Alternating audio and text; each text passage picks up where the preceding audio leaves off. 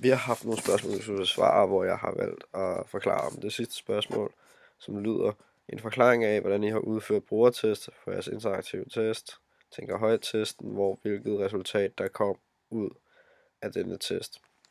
Da vi udførte tænker højt-testen, var vi ikke helt færdige med vores pointscore, så vi manglede at kunne give et endeligt resultat, som kunne afgøre i princippet, hvor stor en fan man er. Da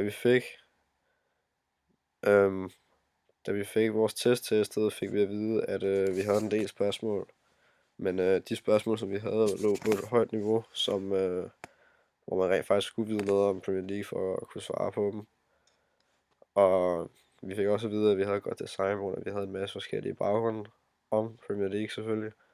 Som der er sagt før, kom man ikke rigtig frem til noget resultat, udover de kommentarer, de positive og kritik, vi fik, som vores testpersoner kom med, da vi ikke var helt færdige med at producere vores test, som var pointscoren i dette tilfælde.